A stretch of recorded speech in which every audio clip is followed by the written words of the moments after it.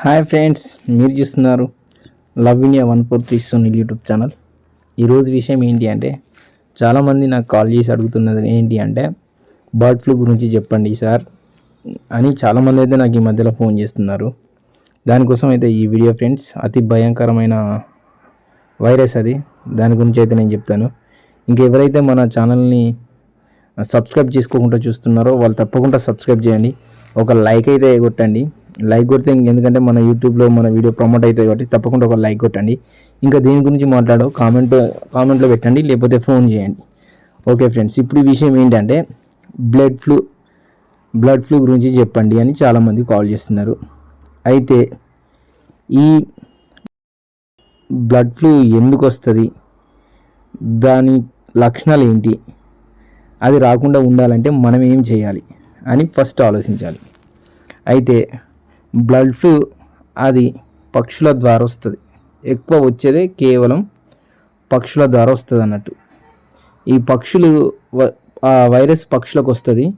ఈ పక్షులు అంటే కోళ్ళు కూడా పక్షులే కాబట్టి, సో అవి ఒక దగ్గర ఉండవు కదా, అటు ఇటు ఎగురుతూ ఉంటాయి కాబట్టి, సో వాటి ద్వారా కోళ్ళకు కూడా వస్తుంది అంటుంటారు. ఇది ఇప్పుడు చాలా కోళ్ళకు వచ్చే రోగాలు, చాలా వైరస్ ఇన్ఫెక్షన్స్ ఏవైతే ఉన్నాయో ప్రతి ఒక్కదానికి ఒక వ్యాక్సిన్ ఉంటుంది. ఫ్యూచర్లో రాకుండా ఉండడం కోసం ప్రతి ఒక్క వైరస్కి ఒక వ్యాక్సిన్ ఉంటుంది. ఫోల్ ఫ్యాక్స్ కావచ్చు, ఆర్డీ కావచ్చు, లాసెటా కావచ్చు, కొరైజా కావచ్చు, వివిఎన్డి కావచ్చు, ఇలా ఇన్ని వ్యాక్సిన్లు అన్నిటికి కూడా రాకుండా అడ్వాన్స్ వ్యాక్సిన్స్ ఉంటాయి అన్నట్టు.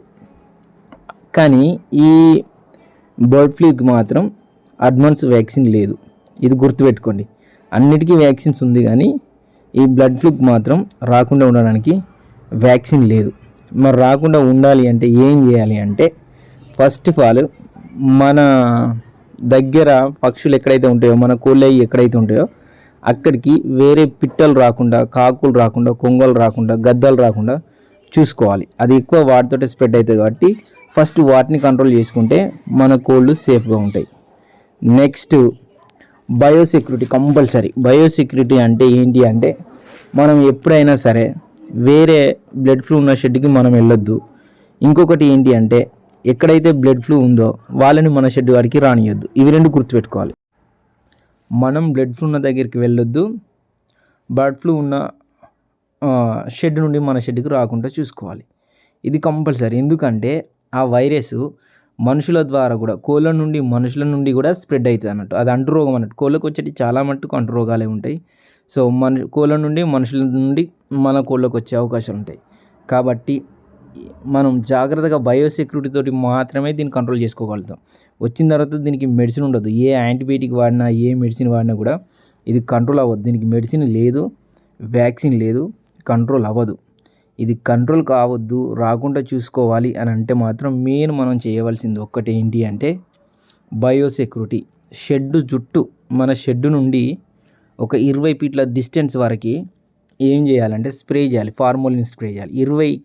20 ఫీట్ల డిస్టెన్స్. ఎందుకు 20 ఫీట్ల డిస్టెన్స్ అంటే, ఫార్మోలిన్ స్ప్రే చేసిన దగ్గర ఏమవుతుందంటే ఎలాంటి వైరస్ అయినా చనిపోతుంది అన్నట్టు. అయితే కోళ్ళు ఆ షెడ్ దగ్గరికి వచ్చినప్పుడు, పక్షులు, కొంగలు, కాకులు ఏవైనా షెడ్ దగ్గరికి వస్తాయో, మనం 20 ఫీట్ల వరకు అది ఫార్మోలిన్ స్ప్రే చేస్తాం కాబట్టి ఆ వైరస్ అనేది అక్కడే చచ్చిపోతుంది. వాటి ద్వారా కోళ్ళకి రాదు. కాబట్టి ఒక 20 ఫీట్ల దూరం బయట అవుట్ సైడ్ ఫార్మోలిన్ స్ప్రే చేయాలి. నెక్స్ట్ కోళ్ళకి ప్రతిరోజు బయో బూస్టర్ స్ప్రే చేయాలి. కోళ్ళ పైన మనం కూడా జాగ్రత్తగా ఉండాలి.